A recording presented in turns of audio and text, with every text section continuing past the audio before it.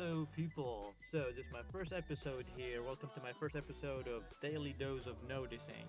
So, what is this show about? Is finding types of content that shows pieces of news, pieces of events that are not covered in your legacy media, not on TV, not in regular media. Usually, these events would include, you know, news and events that would become patterns of news and events that would show us how the world around us works, what is going on, how the inner mechanics of what's going on, things that are not reported.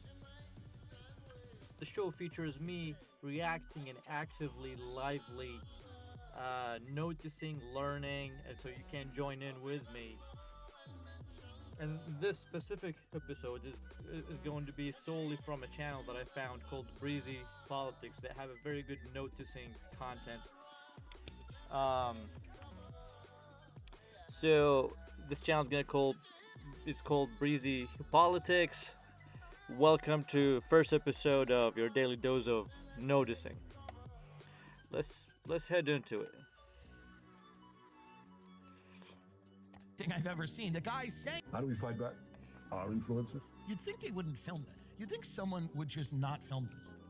This is the most out in the open thing I've ever seen. The guy's saying, he's saying, we're gonna pay people to tell you I've that seen we're this. doing good No one's just gonna go out and watch a family burning alive and defend it for free. You're gonna have to give them a couple of bucks. Exactly. You don't know what you're looking at. That's the whole premise of this. You can't raw images and your own innate sense of right and wrong aren't activated by like seeing a little 2-year-old run around on fire. So you have to have influencers kind of decipher that and then slant it and tell you exactly why is that maybe good. Let's watch the rest of what he's saying here about paying influencers on social media to, in between hawking skin cream, explain to you why Greater Israel makes sense for you. While I have not seen this video specific short before, I have seen this. I think this is wildly well known. If you're on Instagram, you know what this is about.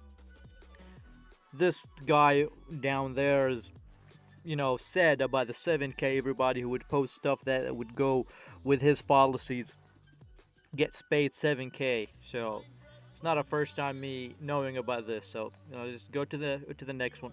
I believe the U.S.-Israel relationship is toxic. Oh yeah, Like you can't censor it. you don't And say. How are you going to censor the presidential debate stage in 2028? Because let me walk through what you're going to see. You are going to see candidates on the Republican debate stage and on the Democrat debate stage that are going to say, I'm going to cut off all aid to Israel. I believe the U.S.-Israel relationship is toxic. I think it is an abusive relationship, and the United States is the abused partner, and we need to leave. And those people are automatically going to surge to a prominent position in the polling in their parties. And so then how are you ultimately going to censor a viewpoint that is a rising viewpoint on the left and the right? This is coming to a head. And I saw the deal where, have you looked at the FARA filings where the Israeli government is paying to geofence U.S. churches so that they can propagandize evangelical Christians? I'm watching this saying Wow, he said what? Israeli government is paying to geofence U.S. churches so that they can propagandize I have no idea what geofence means, but evangelical Christians. I'm watching this whole idea of kind of forcing evangelical Christians to be propagandized like that, it's already very weird and disturbing.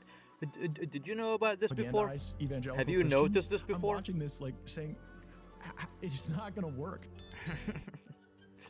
He says it's not gonna work, but it seems like it worked so far for so many years, so I don't know about that. But have you noticed this before? It's certainly my first time noticing that. He saved my life and my 4-year-old's life. If Ahmed Al-Ahmed didn't stop that guy, he was coming to do absolute horror, further horror to what happened. And I can only say thank you to that Muslim brother that came and took it upon himself and risked his own life to save us. I listened to that statement from that man and I'm like, that's what we should be focusing on. This could be the moment where we can actually bring Jews and Muslims together and finally maybe work towards some peace and some harmony and say, hey, you know what? I'm a Jew and this Muslim saved my life and my kid's life, and I thank him for that, and I want to unite and I want to bring peace, and I want to use this moment. I want to use this moment to bring the planet together, to bring Jews and Muslims together, stand for peace, stand for solidarity, and maybe finally stopping the hate and stopping the fighting and moving the ball in the right direction for once. That's a beautiful moment. That's what we should be focusing on. That's what we should be building up and putting momentum behind and echoing and amplifying. But did you see that anywhere else? Did you see that clip anywhere else? That last bit was all focused on the last bit. Did you see this anywhere else? Have you seen this have you seen this clip anywhere else? Have you seen it on CNN? Have you seen it on Fox News? Have you seen it on any legacy channel? Have you seen it on anybody covering this crap? This tells you there's a certain agenda there, and they're trying to push certain, divide and conquer, not just between the Muslims and the Jews, but I don't want to go more into it, but we see what's going on. There is a conflict in the right wing concerning support for Israel. We have one side that is saying there is no conflict. I want to say that. He says there is a conflict, in the right wing about support. There is no conflict, not between the people. It's between the. There is no conflict. So you would have people who are bought, who are how do you say that? People who are puppets for the regime, and they're trying to convince you that there is a conflict. There is no conflict. The entire American population recognized that the country is occupied. So this is BS so I will far. not support the right wing if it continues this posture with the relationship to a foreign nation. Now, I see those people as people who want to prioritize American interests, but you have a second party that says that I will retreat from the Republican Party. I will even demolish it if it stops supporting a foreign nation. Now, which one of those two voices do you think is more concerned with what's best for America? The one that's willing to break the coalition for a foreign country's best interest, or the one that's trying to preserve this country's best interest? I don't trust either of them. But I will take the one on the left than the one on the right. America's going to be in trouble if you don't support Israel. We've been supporting Israel, and guess what? The country's in big trouble. And I get back. We have not been supporting Israel. We have been slaving away for Israel. You see, we've been whipped so many years, We get taxed to oblivion. I don't know about the woman, but for the men, you're working your back off. You come home, you can't have a relationship. You're not loved. You don't have enough money to support a family. You don't own a house. You're living paycheck to paycheck for many people. So this is not by choice. We're not choosing this. We fell into slavery, slaving away to support that. That is a difference. Back to the original point. We do not care about Israel, and there's nothing you can do that's going to change that. We do not care. It's not our problem. It's not our concern. It's not our tradition. So then they try to guilt trip you of your. We should care. We should care for multiple. First, we're enslaved people. We should care about gaining our freedom, our independence, about our liberty. We should care about that. That's the first thing. And then the second thing, if you're a free person, you don't believe in genocide, okay? You don't believe in Holocaust or I'm trying to make. You get my drift, right? Izzy is against everything that America stands for, and it's literally occupying us. So yeah, we should care about being occupied. Now I know exactly he's talking about a different thing, but I'm just so done with this kind of neutral, oh, we should not. No. We're being occupied by them. We should actively fight them off. we should not just leave them alone, be like, hey, just leave me alone. No, no, no. We should go there and just hammer and be like, get the hell out. That's what it's supposed to be doing. Stop slaving us. You understand that? You're a Christian, they say you have to support Israel. It's in the Bible. The Bible does not tell me that I have to support a foreign government. The Bible does not. The Bible tells me there's a certain group of people who, and Merry Christmas to you guys. We're approaching Christmas. A certain group of people who caused the Lord and Savior to go, be on a cross. So. Not tell me I have to support a politician from a foreign country. The country of Israel is not the Israel of the Bible. Israel is not a country. So this is what they're doing. So first it's, America won't survive without Israel. That ain't selling. Oh, you're a Christian, you have to support Israel. That ain't. Like, he almost looks like he's trying to just, he's... I appreciate that he's speaking up about this, but at the same time, why is he this passive? It's like he's almost like upset that we cannot justify it anymore. Selling. And at the foundation of all of it is that the American youth doesn't give a damn about Israel, and they never will. They do not care. They're sick of it. And the more you try to shove it down their throats, the worse it's going to get. America's going to...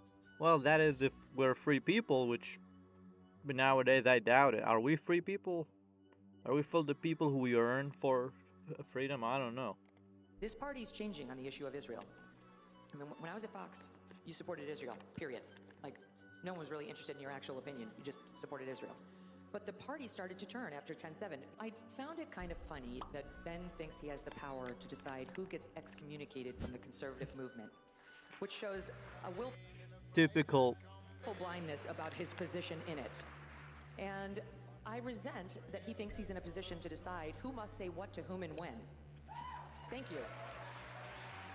So, I don't think we are friends anymore.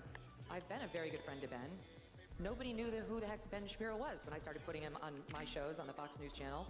He just recently came on my tour, as did you, and I gave him the most kind introduction I could possibly give him because I know that he's losing subscribers a lot. And the next thing I saw was him attacking me on stage last night as a coward. So that's not friendship, and I think that's fine with me. Those people, they do not know friendship. They know only control, only blackmail, only business. And from Ben Shapiro, it's very typical. It's always, it's the very small guy, very low population, very, very weak, with a huge ego. Always the same pattern. Small guy, small person, small country, small so-called nation, small borders with a huge ego, with control over a lot of resources, with trickery and ego. My voice has become more powerful than I intended it to be, and I cannot let these do me like Charlie Kirk, or even worse than... I just want to say, I just ate one of those things. It literally smells or tastes like soap. I don't know if I'm buying more of this again. This seems so weird. I swear to God, it tastes like soap. But I'll complete this because I bought it. I spent $1.50 on it. I'm not wasting it, alright? What if these niggas trip me up somehow, co-opt me, and then make me say the things that they want me to say? Well, we can't have that. So, just in case, we need a code. It's gotta be something that I can say so that if I say it, you know that these got me. And don't listen to nothing that I say after I say those words. What's the code? But don't tell anybody what it is, but it's gotta be something that, that I would never say. Oh, I know what the code is. The code word is, I stand with Israel. Thank you very much, and good night. It's very powerful. Very powerful. Bill Maher, the famous comedian. I've known Bill since I was like 8. Man, I always hated Bill Maher. He is the ultimate boomer. Like him and Pierce, they're competing on which one is the ultimate boomer. 19 years old, and I've never said this publicly, but that guy. I agree. Tired of this little smug cracker commentary. These motherfuckers act like because I did a comedy festival in Saudi Arabia, I somehow betrayed my principles. They said, well, Saudi Arabia killed a journalist. And rest in peace, Jamal Khashoggi. I'm sorry that he got murdered in such a heinous fashion. But, and no buts, like, you know, period. And also, I mean, look, bro, Israel's killed 240 journalists in the last 3 months. 240. We'll remember that more than journalists killed in the World War. In the World War, 60 million people died. Less journalists were killed. That tells you about the state of Armenia. That's some good noticing there. Benji Shapiro sat up here last night, and he was all, it's all about the truth. Ben, you can't handle the truth. He's allergic to the truth. What is Greater Israel? It's not about Israel itself. It's about an expansionist Israel, an imperial Israel that Netanyahu and that crowd have thought up. And the Israel First crowd is Ben Shapiro, Tel Aviv Mark Levin, and many others that want to put that ahead of America's interests. Charlie Kirk fought that. You know where Charlie Kirk fought it? In the White House. I know, because I was there. When I went back, Charlie Kirk was working with Sergio Gore to make sure that we didn't get sucked into a land war, a decapitation of the Iranian elites that would lead to a massive civil war that American troops would get sucked into, because that was Netanyahu's plan from the beginning. They always wanted to go and die there. If you're in the military, if you're an American, you're in the military. You know, I stand with America. I stand with the military. But in this case, we don't have a state. When you're in the military, you're not serving the American state, because the American state does not exist. It is a vestige.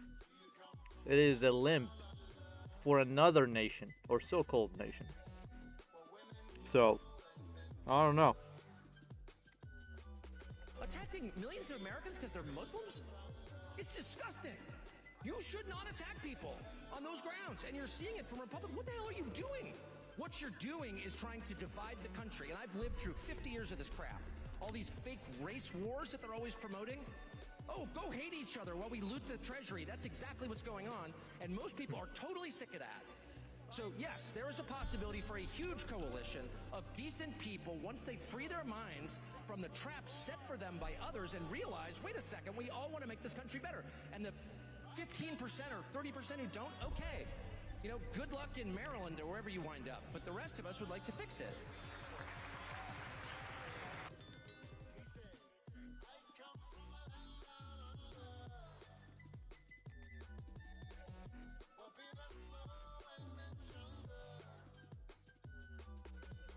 Maybe we can get one or two more. Is it America first for senators, Congress, and even our president to take money from AIPAC? Is it America first to take money from a foreign lobby so you'll send taxpayer dollars to that country? Even the question kind of answers itself. Obviously it isn't. And this is something that I talked to Charlie a lot about in his final months, because he was being attacked as an anti-Semite for asking that question. The way you are treating me is so repulsive. I have text messages, Megan, calling me an anti-Semite. And that's why they won't have the conversation. I'm just not afraid of you at all. I love this country. I'm going to be here till I die. I have an absolute God-given right to ask these questions. And I'm going to keep doing that.